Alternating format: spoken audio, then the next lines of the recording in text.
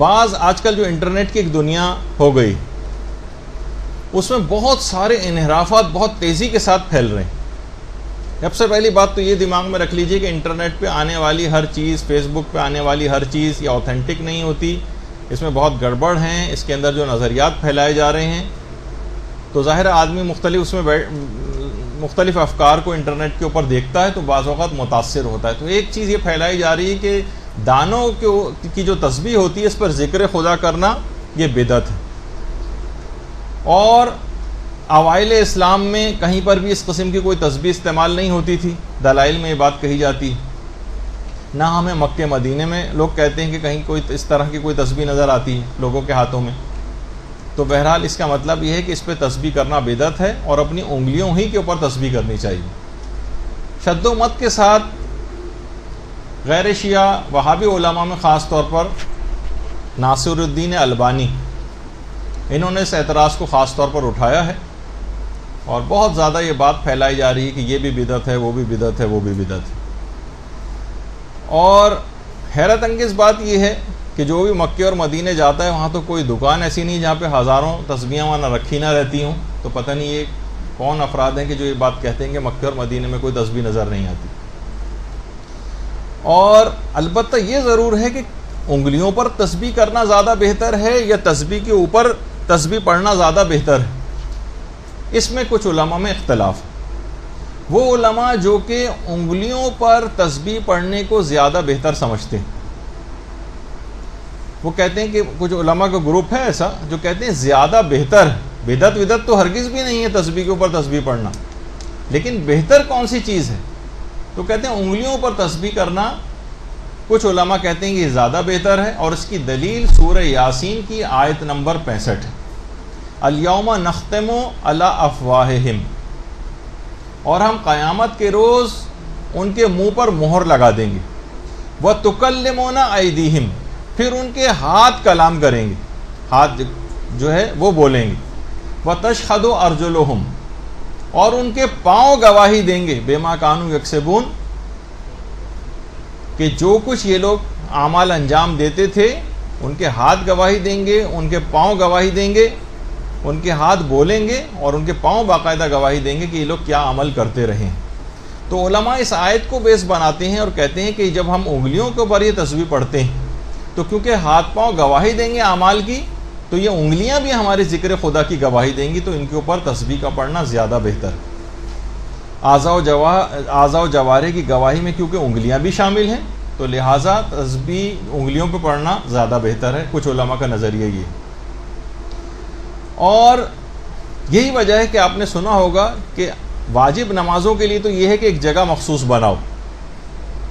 وہیں پہ آپ اپنی واجب نماز پڑھیں زیادہ تر اوقات میں، کہ جو ایک مخصوص جگہ آپ نے بنائی ہوئی. لیکن مستحب نمازوں کے لیے حکم ہے کہ الگ الگ جگہوں کے اوپر نمازیں پڑھو، کیونکہ زمین کا وہ حصہ بھی قیامت میں گواہی دے گا جہاں جہاں آپ نے سجدے کیے ہوں.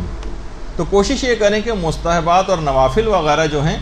نمازیں وہ آپ مختلف جگہوں پہ انجام دیں، کیونکہ وہ بھی زمین کے وہ حصے بھی گواہی دیں گے. تو انگلیاں بھی گواہی دیں گی، اعضاء و جوارح بھی، اور زمین کے وہ حصے بھی. اچھا، اب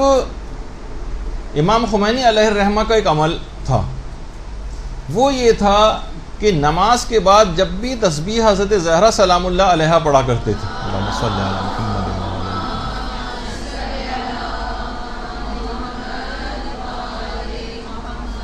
وہ ہمیشہ انگلیوں ہی کے اوپر پڑھتے تھے. تسبیح حضرت زہرا سلام اللہ علیہا ہمیشہ امام خمینی انگلیوں پر پڑھتے تھے، اور جو اور اذکار ہوتے تھے اس تسبیح کے علاوہ جو دیگر اذکار ہیں وہ تسبیح کے اوپر پڑھا کرتے تھے، وہ انگلیوں پر نہیں پڑھتے تھے. لیکن تسبیح حضرت زہرا فقط انگلی پر پڑھتے تھے، چاہے وہ تسبیح سامنے مصلی پر موجود ہی کیوں نہ ہوتی تھی. تو یہ ان کا ایک طریقہ کار تھا. اور یہی وجہ ہے کہ مقدس اردبیلی جو ہیں ہمارے کی، تو خیر ان کی خیالی تصویر ہے، مقدس اردبیلی ان کی کتاب ہے مجمع الفائدہ،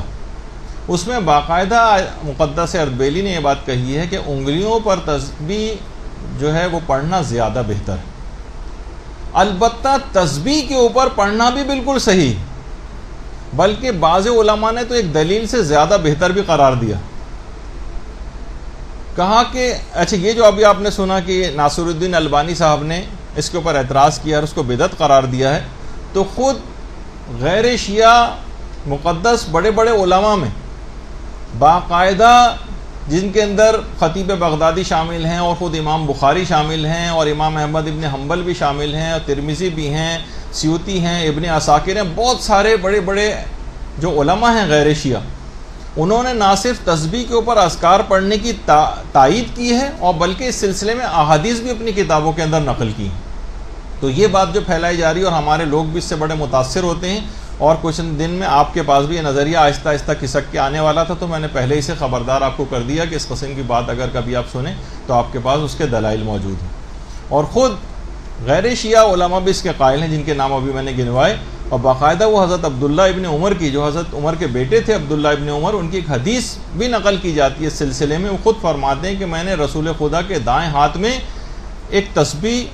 خود دیکھی، یعنی پیغمبر اسلام بھی ہاتھ میں تسبیح اس انداز سے رکھا کرتے تھے۔ اور ہمارے جو علماء تسبیح کے اوپر پڑھنے کو زیادہ بہتر خیال کرتے ہیں، ذکر کو انگلی کے اوپر بھی پڑھ سکتے ہیں، لیکن وہ کہتے ہیں تسبیح پر پڑھنے کا، تو وہ فرماتے ہیں کہ اس کی ایک دلیل حضرت زہرا سلام اللہ علیہا کا ایک عمل، اللہم صلی علی محمد و علی محمد،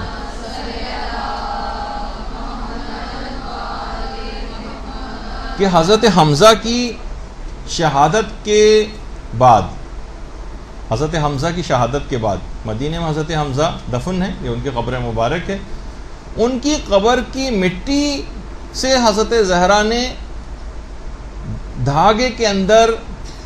پرو کر ان دانوں کو ایک تسبیح بنائی تھی عدد تکبیرات کے برابر۔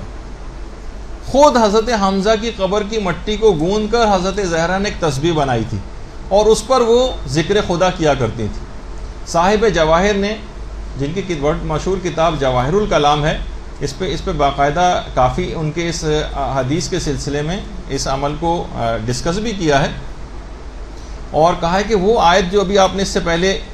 ابھی ہم بات کر چکے ہیں اس پہ کہ الیوم نختم علی افواہہم، کہ ان کے زبانوں کے اوپر ہم مہرے لگا دیں گے اور ان کے ہاتھ کلام کریں گے اور پاؤں گواہی دیں گے اور اس کی وجہ سے انگلیاں بھی گواہی دیں گی۔ صاحب جواہر یہ فرماتے ہیں کہ یہ آیت مکی ہے، یعنی مکے میں آیت نازل ہو چکی تھی،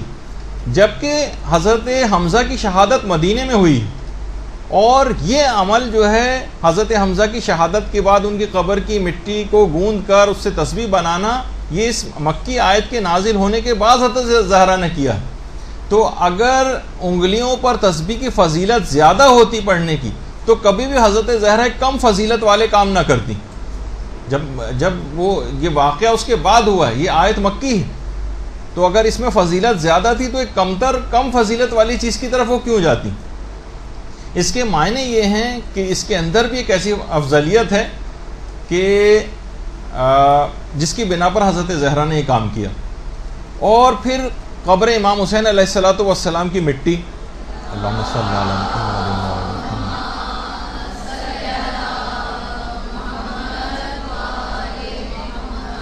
تو قبر امام مظلوم کی مٹی سے بنی ہوئی جو تسبیح ہوتی، وہ خود کتنی فضیلت کی حامل ہے، اس کی کتنی زیادہ تاکید ہے۔ پچھلی دفعہ آپ نے شیخ عبد الکریم حیری کی تصویر دیکھی تھی کہ اپنے سر پر اس قبر امام مظلوم کی مٹی سے بنی ہوئی تسبیح کو اپنے امامے کے اوپر رکھ کر نمازیں پڑھا کرتے تھے، اور قبر کے اندر اس کو رکھنے کی جو ہے وہ عذاب سے بچانے کے سلسلے میں کتنی باتیں نقل کی گئی ہیں۔ اور یہ بھی ہے کہ انسان جس وقت غافل ہو جاتا ہے تو یہ تسبیح خود بخود ذکر خدا کرتی رہتی۔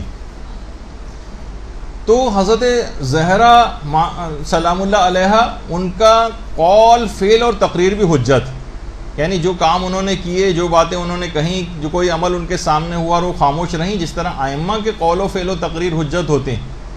معصومین کے قول و فعل و تقریر حجت ہیں، اسی طریقے سے حضرت زہرا کا قول و فعل و تقریر بھی حجت۔ اور یہ دلیل ہے اس بات کی کہ تسبیح پر ذکر کرنا بھی مشروعیت رکھتا ہے، یعنی شریعت کے اندر یہ چیز صحیح ہے، نہ یہ بدعت ہے، نہ یہ ایسی چیز ہے کہ اس کو اوائڈ کیا جائے۔ اور باقاعدہ وسائل الشیعہ میں 7ویں امام جو ہے ہمارے امام موسی کاظم علیہ الصلوۃ والسلام،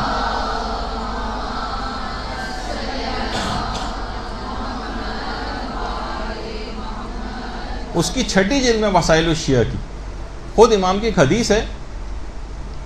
کہ مومن کے پاس 5 چیزیں ہونا ضروری، یعنی جو مومن کے پاس رہنی چاہیے. ایک تو مسواک، ایک کنگا، ایک جائے نماز، کم سے کم 34 دانوں کی تسبیح اور ایک عقیق کی انگوٹھی. 34 دانوں کی تسبیح خود امام نے کہا کہ کم سے کم یہ ہر مومن کے پاس ہونی چاہیے، یہ 5 چیزیں. اس کا مطلب ہے کہ جب تسبیح ایسی کوئی جیب میں ایسی بلا وجہ تو نہیں پڑی رہے گی نا، اس پہ ذکر خدا ہی کیا جائے گا. اور باقاعدہ خود چوتھے امام ہمارے امام زین العابدین علیہ الصلوۃ والسلام کا ایک عمل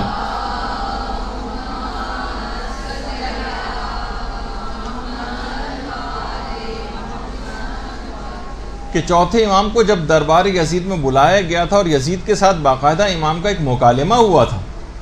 تو یزید نے دیکھا کہ امام اس سے بات بھی کرتے جا رہے ہیں اور امام کے ہاتھ میں ایک چھوٹی سی ایک تسبیح تھی، امام اس پر اپنی انگلیاں بھی گھماتے جا رہے ہیں. اس نے فوراً آپ کے اوپر ایک اعتراض کیا اور کہا کہ یہ کیا بات ہے کہ آپ مجھ سے باتیں بھی کر رہے ہیں اور ذکر بھی نہیں کر رہے اور پھر بھی انگلیاں اس کے اوپر گھماتے چلے جا رہے ہیں، یہ کیسا عمل ہے آپ کا؟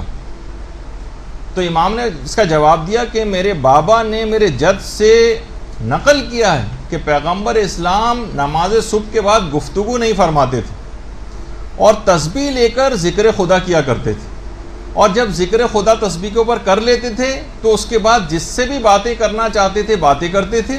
البتہ بغیر ذکر کے فقط دانوں کے اوپر ہاتھ پھیرتے رہتے تھے. کوئی ذکر نہیں کرتے تھے، باتیں کرتے جاتے تھے اور دانوں پہ انگلیاں پھیرتے جاتے تھے، یعنی دانوں کو گھماتے جاتے تھے. اور پھر جب رات ہوتی تھی تو تسبیح کو تکیے کے نیچے رکھ کر سو جاتے تھے اور فرماتے تھے کہ اس طرح سے کرنے سے انسان ہر بلا سے محفوظ ہو جاتا ہے. یعنی ذکر خدا کریں اور اس کے بعد تسبیح کو تکیے کے نیچے رکھ لیں، اس سے ہر بلا سے انسان محفوظ ہو جاتا ہے. اور امام نے فرمایا یہ جو میں تجھ سے گفتگو کر رہا ہوں اور تسبیح کو ہاتھ میں لیے ہوئے ہوں تو میں اپنے جد رسول اللہ کی سیرت کی پیروی کر رہا ہوں. اللہم صلی اللہ علیہ وسلم.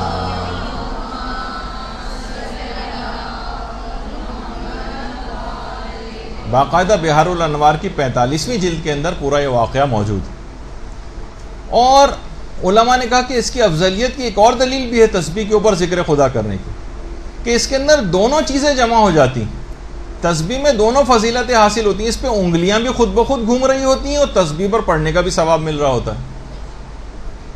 یعنی انگلیاں بھی خود بخود اس کے اوپر گھومتی ہیں تو انگلیوں پر پڑھنے کا ثواب بھی ملتا ہے، اور تسبیح کے اوپر پڑھنے سے معصوم کی سیرت کی پیروی کا عمل بھی ساتھ میں جمع ہو جاتا ہے تو وہ ثواب اور ایڈ ہو جاتا ہے. اور ایک اور بھی بات علماء نے کہی کہ دیکھیں تسبیحات وغیرہ کے اندر آپ کو پتہ ہے کہ اعداد کی بہت اہمیت ہوتی ہے. عدد 34 بار 33 بار اتنی دفعہ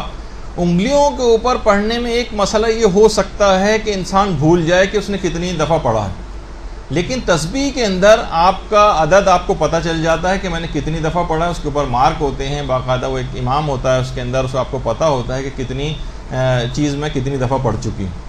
اور علماء یہ بھی فرماتے ہیں کہ اعصاب پر ایک عجیب اثرات روحی طور پر نمودار ہوتے ہیں جب بھی انسان تسبیح کے اوپر کوئی ذکر پڑھتا ہے. تو بہرحال اس کے اندر کوئی حرج نہیں ہے تسبیح پہ پڑھنا. نہ صرف یہ کہ بدعت نہیں ہے بلکہ کتنے دلائل سے آپ نے سنا کہ اس کو پڑھنا بہت بہتر بھی ہو سکتا ہے، بلکہ ہو سکتا ہے کہ انگلیوں پر پڑھنے سے بھی زیادہ ثواب ملے، کیونکہ انگلیوں کے اوپر پڑھنا تسبیح کے ساتھ جمع ہو جاتا ہے. اور اس میں کوئی جھگڑا وغیرہ نہیں کرنا چاہیے، لیکن کیونکہ یہ باتیں مستقل پھیل رہی ہیں ابھی تک آپ تک نہیں پہنچی، لیکن جب پہنچے گی تو ہو سکتا ہے کہ مختلف حوالوں سے آپ کو اس بات پہ قائل کیا جائے. اور یہ بہت سارے انحرافات بہت تیزی کے ساتھ، یہ جو سوشل میڈیا کو جتنا آزاد آج کل چھوڑا گیا ہے، چاہے وہ فیس بک ہو، ٹویٹر ہو، اور پتہ نہیں کون کون سی جو چیزیں ہیں اس کے اوپر، جتنی آزادی اس کے اوپر ہے وہ ایک خاص سازش کے تحت بھی اتنی آزادی ہے کہ جو چاہیں جس طرح کا افکار چاہیں اس کے اوپر پھیلاتے چلے جائیں. تو اس میں کوئی جھگڑا نہیں کرنا چاہیے، دونوں باتیں بالکل صحیح ہیں. یہی وجہ ہے کہ کہا جاتا ہے نا کہ اس بات شے مستلزم نفی شے دیگر نیست، یعنی ایک چیز کا انکار کر کے ہی ہمیشہ دوسری چیز کو ثابت نہیں کیا جاتا ہے. دونوں میں چیزیں ٹھیک ہو سکتی ہیں. ہم یہ سوچتے ہیں کہ شاید ہم ایک چیز کا انکار کریں گے تب ہی دوسری چیز جو ہے وہ ہم ثابت کر سکیں.